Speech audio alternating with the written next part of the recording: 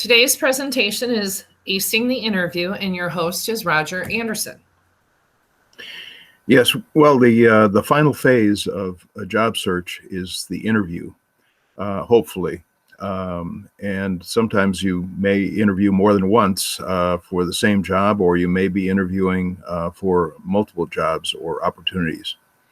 But it is a big occasion when you get contacted for the interview. These days, a lot of interviews are done by telephone, also teleconference, in-person, Zoom, just a variety of different approaches that companies are taking to take care of the interview and determine whether you're somebody they want to hire. So it is exciting, and remember that you've built your whole project around getting in to see somebody, and don't get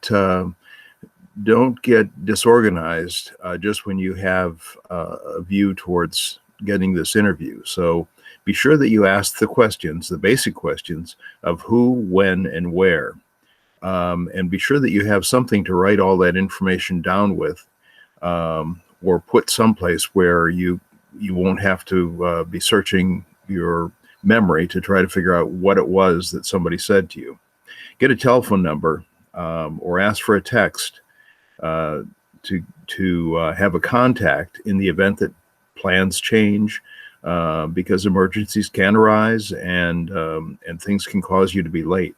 So it's a great idea to have all of that organized so that if that happens, you can call or text and not blow your chance at an interview. Be sure that before you go into the interview, you've researched the company and you know something about it. Write down those points about the company, and the more interviewing that you do, the more some of this stuff begins to jumble up in your head. So it's a good idea to have written this down so that you can reference it and not get it mixed up with something else or another company that you might be or have interviewed with. If you can get the name of the interviewer, it's a good idea to Google them, check LinkedIn, and see if you can come up with information about them there. It's not something where you're going to surprise them by saying, "Hey, I noticed that you graduated from high school not very far from where I live." It's not that kind of thing, but it's a good idea just to know or have some reference about information on them if you can. And by the way, if you get a chance to interview, even if it's not the job that you are interested in entirely, it's a good idea to interview anyway. Interviewing skills are like anything else in your experience. The more you work with it, the more comfortable you get with it, and the better you'll be at it. And you never know, sometimes you go into an interview that you're not sure is of interest, and start talking about things, and things happen sometimes that you certainly hadn't planned on, and the interviewer maybe hadn't planned on. So I would certainly avail myself of every opportunity to interview. Okay, so these situations with regard to teledevices and in getting involved in an interview that is not a face-to-face or a person-to-person interview, be sure that what you have to work with in terms of your technology will work with what they're asking you to do. So look at it ahead of time. If you have trouble, then if you've got that contact number, you can call them and tell them you're having trouble with the connection or whatever might be going on. Find someplace free of distractions and noise. I can't tell you how many times that I've been on conference calls and other media things where there have been animals involved in terms of making a lot of racket, or children. I think we've all seen some of the things that have happened during COVID times with regard to kids intervening in an interview. So have yourself put yourself in a place where you're free of distractions and can focus on what's being said. Look at yourself in the mirror and make sure that everything is where you want it to be in terms of your appearance. Have a copy of your resume in front of you, and maybe even some paper and a pen to make notes. And again, if you have notes about the company, have those available to your to view as well. Ask the name of the interviewer and ask how the name is spelled. Get a title and any other information you can get from them with regard to email address or anything like that. Talk about what you understand the job is and the duties, or ask them to explain further from what you know about it. And be prepared with some questions and answers on the job that you're interviewing for. Keep your voice and delivery positive and enthusiastic. Have some energy. And remember, going back to earlier discussions, breathing is extremely important. So do some breathing exercises before your interview, so that you've got control of your breathing. And I have seen people run out of air in an interview and have to inhale a lot of air to continue on. So you want to keep from being in that situation and keep it relaxed and breathe naturally and just be prepared.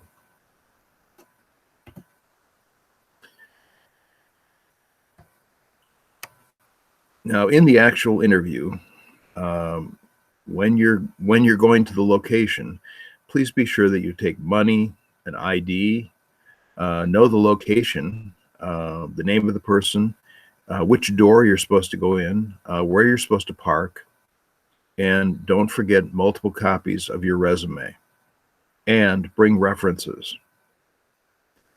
And from the moment you hit the door going into a business, please remember to smile, be positive with everyone you meet. That means from the receptionist or whoever's receiving you all the way to the person you're actually sitting down and interviewing with. Collect the names and the business cards, if you can, of everybody you meet. And be ready with questions as you have the opportunity to ask them. I would say that you can always ask about training. That's always a positive sign that you're interested in furthering yourself in an organization. You can ask about challenges that are facing the company. What are things that are coming up that the people you're talking to view as challenges? There was a interview question that got asked quite a bit about, well, what keeps you up at night, when you ask a supervisor what their concerns are. You can also ask people, well, what makes people successful here? What kinds of experiences have you had with the company? When did you start? All of that kind of thing. What's your background? How did you get into this job? All those things are help to give you an idea as to what it takes to be successful in the organization. And don't forget, you don't need to worry about running out of questions if you can get somebody to talk about themselves. I've seen a lot of great interviews where the person who is supposed to be being interviewed ends up being the interviewer, because they start asking questions of the person, and the person who represents the organization can't say enough about their experience and themselves. So it gives you a lot of insight as to what you're getting into or what you may be getting into.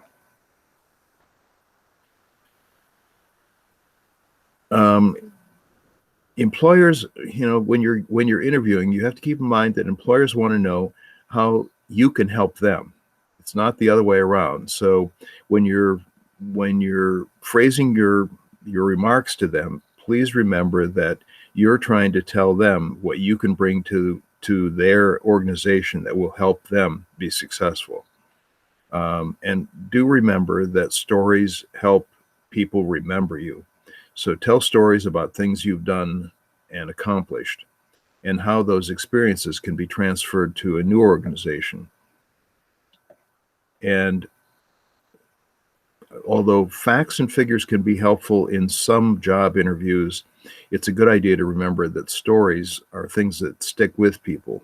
Remember that some of the people that you've interacted with or known through your life, you remember them because of the stories they told about themselves, and that's made them memorable in your memory. And as I said, you're interviewing them as well. Don't be intimidated by them being the questioner. You have questions that you need to have answered as well. Like, what's it like to work here? What's the what happened to the person who was am I replacing somebody who was in the position and promoted? Tell me about what it takes to be successful here. All of those questions are great questions. And remember that you have great value, and you can help them in a lot of different ways. You may not get to discuss all those ways, but you can certainly get a good start on it. And get that across the interview, and it should be repeated in terms of the way that you can help the organization. Now, when it comes to references, as I said, you should bring your references to the interview, because sometimes they want those references right away if they're going to offer you a job. They may not offer you the job that day, but they're going to check your references and then maybe get back to you with a job offer. So please contact the people you are putting down as references and let them know what you're doing. Clear with them that they're positive about you, that they're going to say good things about you, and remember to include supervisors from previous jobs. New employers want to know what previous supervisors have to say about you. And as I said, the worst thing to have happen is to put somebody down as a reference and have them surprised by a call from somebody checking you out, and them not having any contact with you for some time and not being able to come up with anything positive about you or come up with much of anything about you.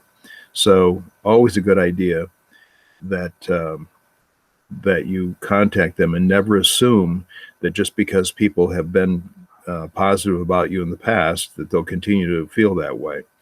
Sometimes people get busy and they forget, and they don't remember when you worked at a place or what you did there. So it's a good idea to review that with them, and kind of what you're going to be interviewing for, and give them as much information as you can. But please don't assume that people are going to continue to operate as a reference for you over the years, unless you've made contact with them. Employers, depends upon the employer, because it excuse me, it depends upon the job, but employers use background checks and drug screens, and sometimes they use both.